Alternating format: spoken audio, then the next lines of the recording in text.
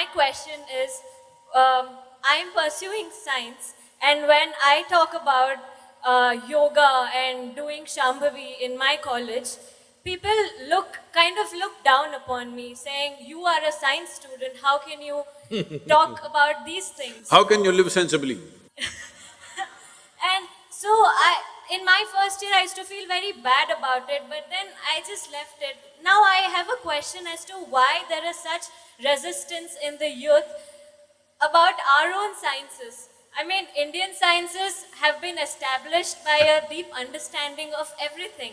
Why is there a resistance? And is it important that we convert this resistance into acceptance, or at least, tell them not to disregard it without having explored it in its complete sense? And if so, how do we integrate inner sciences into the current education system that is in place? Thank you so much.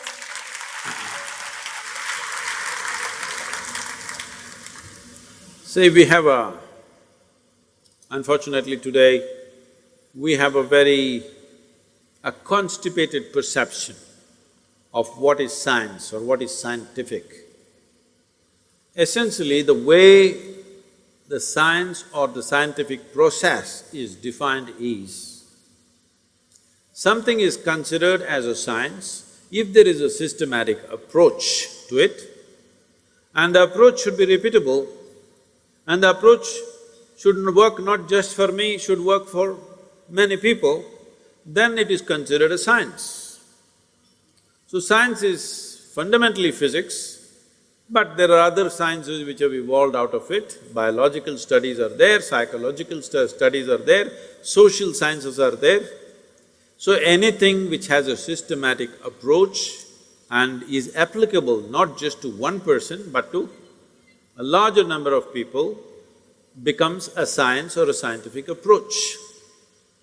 In that sense, there is no science which is a larger application except physics. There is no other science, or even physics. There is no other science which is as largely applicable as yogic sciences. It is just that the yoga that people have heard about today is a rebound from the American coast. So they think yoga means wearing Lulu pants and going around, it's a kind of a fashion. No, yoga means this. I want you to listen to this carefully because this is not something that you can explore in a casual atmosphere like this. Yoga literally means union. What does union mean? The very body that you carry right now.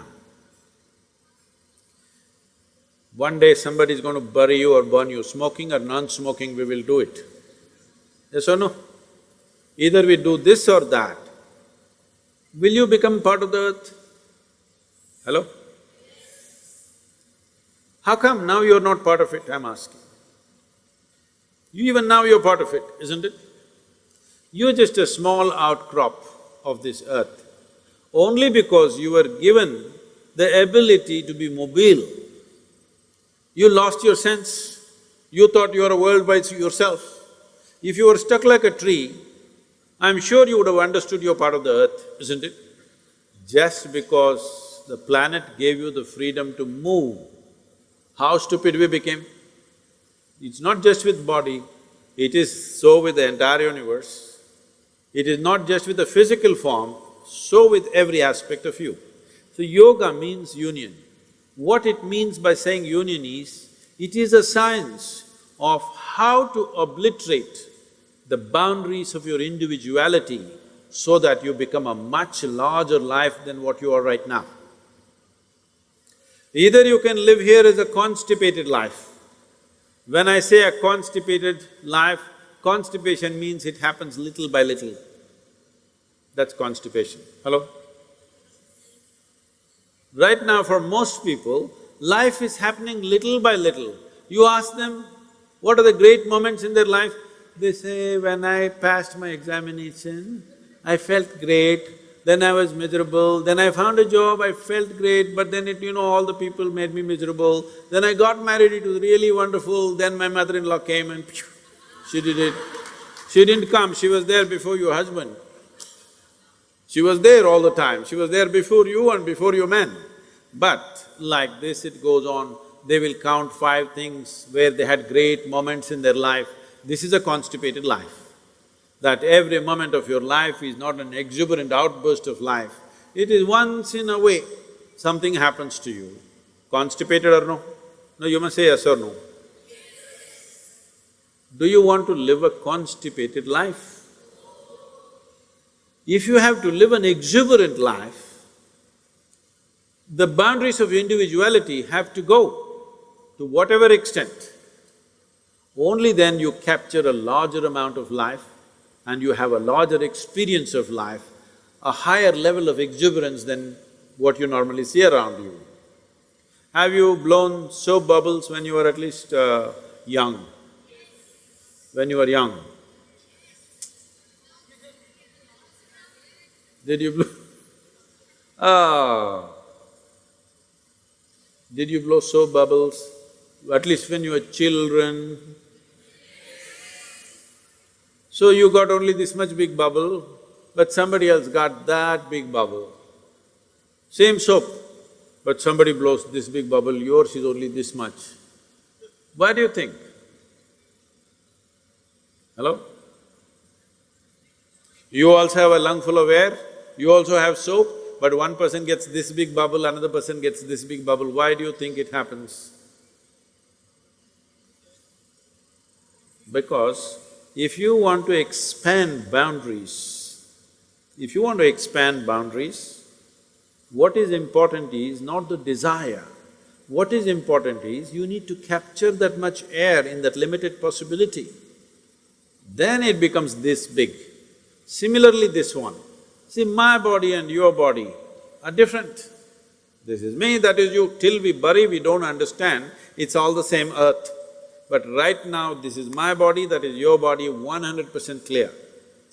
This is my mind and that's your mind, 100% clear. This can't be that, that can't be this. But there is no such thing as my life and your life. There is just life. How much life you capture determines the scope and scale of your life. Not how much information you capture, how much life you capture will determine the scope and scale of your life. So if this has to happen, you have to breach the concretized boundaries of your individuality and push it. When the boundaries are dissolved, then we say you are in yoga. If one experiences the dissolution, then we refer to that person as a yogi. Well, how far each individual is going to go is subject to various realities. But at least, should you not make an effort, a scientific and focused effort as to how to breach these boundaries of individuality which we ourselves created? Hello?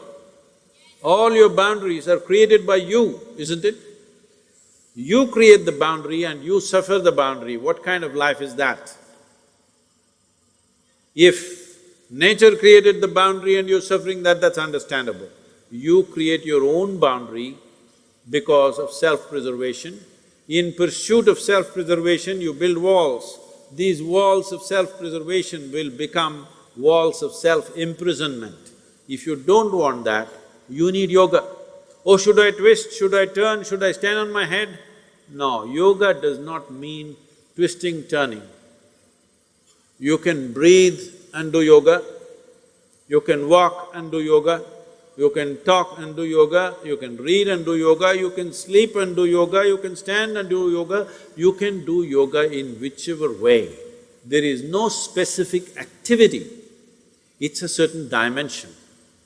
What is the dimension? Unfortunately, once it goes to United States, they will reduce it into a specific activity and Lululemon pants you have to wear. Otherwise, no yoga. People keep asking me, even yesterday somebody asked me, Sadhguru, how many hours of yogasanas do you do? I said, 20 seconds. What? Only 20 seconds? Yes. Actually, it's true. I do only 20 seconds of sadhana every day. I wake up in the morning, if I sit up, Just 120 seconds, I'm done. Then I don't do yoga rest of the day? No, I live yoga because my entire life is to constantly wipe away the boundaries within myself and within everybody else. This is yoga. What we're doing here is yoga right now.